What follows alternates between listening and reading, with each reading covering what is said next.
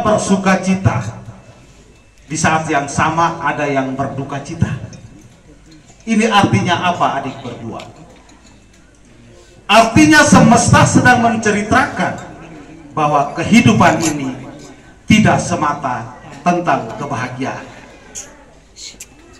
Semesta sedang menunjukkan kepada kalian berdua bahwa hidup ini tidak semata senyum dan tawa. Demikian pun tentang kehidupan berumah tangga. Hari ini semesta sedang memberikan pelajaran bahwa hari ini kita suka cita, besok belum tentu.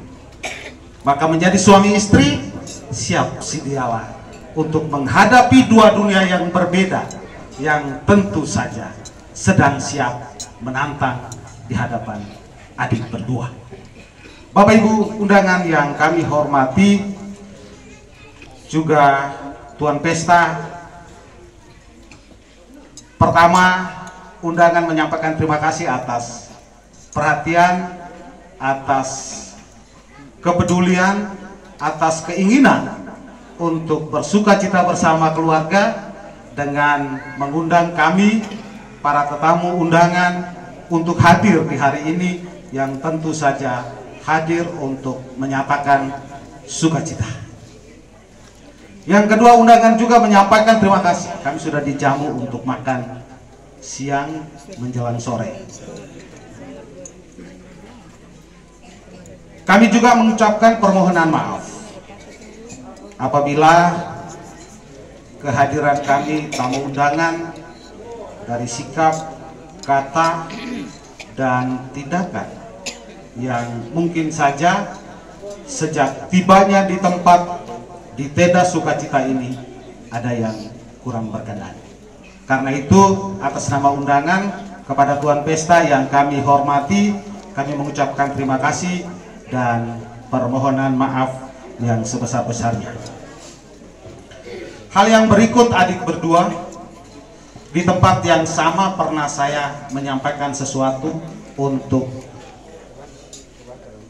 kedua mempelai dan kedua pengantin yang mendahului kalian berdua melakukan pernikahan. Saya bilang mereka berdua bahwa cinta itu indahnya minta ampun-ampun. Cinta itu indahnya ibarat seekor burung yang kalau ketika dia berterbangan, ketika itu baik laki-laki maupun perempuan cenderung untuk menangkapnya. Kalian berdua mendengar dengan baik? Cinta itu ibarat apa saya bilang? Ibarat burung. Ya, Amki tahu bahwa cinta itu ibarat burung. Burung itu, Amki dan Nona, punya karakter yang sangat berbeda dari sejumlah jenis binatang di muka bumi. Burung itu karakternya sangat jauh berbeda. Kalian dua mesti tahu, jika kalian sepakat bahwa cinta itu ibarat burung yang saya maksud, maka kalian dua mesti tahu, burung itu kalau dipegang terlalu kuat, Nona, dia bisa mati. Kalau Nona pegang burung itu kuat-kuat, dia bisa mati. Demikian pun kalau Nona pegang burung itu setengah-setengah, istilah longgalai-longgalai, burung itu bisa terbang dan pergi jauh. Karena itu kalian berdua mesti sepakat untuk burungnya Amki, bukan burungnya Amki, burung itu harus dipegang, jangan terlalu kencang, jangan terlalu kuat. Itu pesan pertama. Pesan kedua ternyata sama dengan pesan ibu atau mama saksi.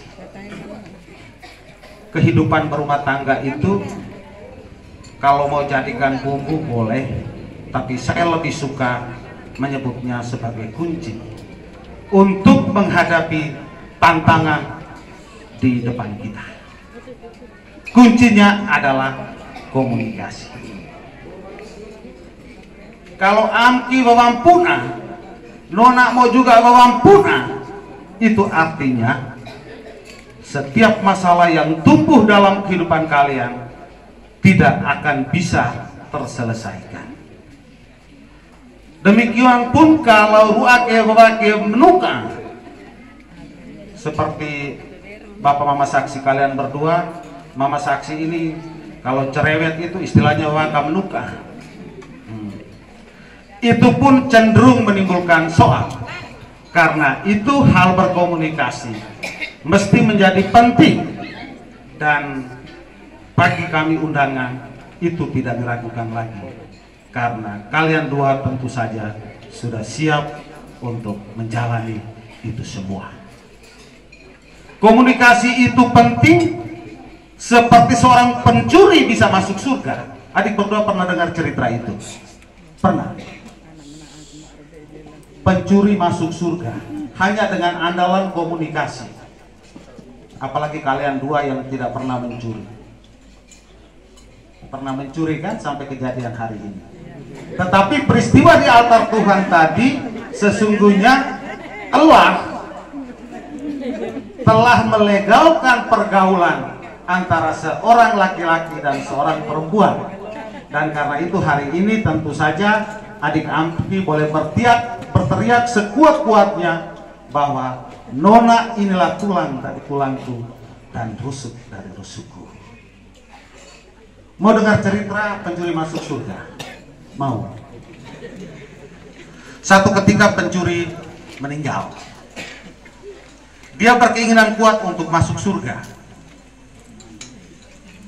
Pergilah dia menyusuri kota kokot dan seterusnya, tibalah dia ke sebuah kerajaan yang pintu gerbangnya megahnya minta ampun-ampun. Tibalah dia di sana, terus dia menuju ke pintu. Dia mengetuk pintu. Dia ketuk-ketuk berharap dibukakan baginya. Santo Petrus yang pegang kunci dari dalam, dia bilang, siapa kau di luar? Pencuri bilang, saya pencuri. Santo Petrus bilang, kalau pencuri di sini bukan tempatmu. Tempatmu ada di neraka. Dia bilang, siapa kau di dalam omong soal seorang pencuri tidak boleh masuk surga? Santo Petrus jawab, dia bilang, saya Santo Petrus, pemegang kunci surga. Dia bilang, Santo Petrus, bukannya kau itu pembohong? Kau menipu Yesus 3 kali sebelum ayam jantan berkokok. Tetapi kau bisa ada di surga, malah pegang kunci surga. Itu pencuri bilang. Santo Petrus merasa bahwa dia tidak sanggup mengatasi pencuri dengan dalil, argumentasi, dan cara berkomunikasi dari luar pintu. Santo Petrus bilang, Santo Paulus, kau datang dulu atas ini orang. Datanglah Santo Paulus. Santo Paulus teriak dari dalam. Dia bilang, kau pencuri, bergegaslah pergi dari sini. Karena tempatmu ada di neraka, bukan di sini. Pencuri menyahut. Dia bilang, siapa kau? Suara lain lagi selain Santo Petrus. Dia bilang, saya Santo Paulus. Dia bilang, Santo Paulus, kau itu kan pembunuh. Dalam Alkitab itu satu-satunya kau yang membunuh orang-orang sampai kau meninggal. Kau membunuh saja bisa ada di surga. Saya sekedar mencuri, masa tidak boleh? Santo Paulus tidak sanggup lagi untuk berhadapan dengan dia. Panggillah Santo Yohanes. Santo Yohanes datang, dia bilang, pencuri, apakah kau tidak tahu bahwa kehidupan di muka bumi kalau hanya sekedar mencuri untuk mempertahankan hidup, bukankah tempatmu di neraka? Dia bilang, kau siapa? Santo Yohanes omong dari dalam, go Santo Yohanes. Dia bilang, Santo Yohanes, bukankah kau menulis bahwa ketuklah maka pintu akan terbuka bagimu? Bukankah kau juga menulis bahwa mintalah maka engkau akan diberikan, dan ketuklah maka pintu akan terbuka bagimu? Jika kau tidak membuka pintu untukku, saya pulang ke muka bumi dan berseru bahwa Injil Santo Yohanes itu bohong. Karena Santo Yohanes takut, bukalah pintu, dan akhirnya seorang pencuri masuk surga. Apalagi kalian berdua yang baru turun dari altar Tuhan. Silakan duduk kembali.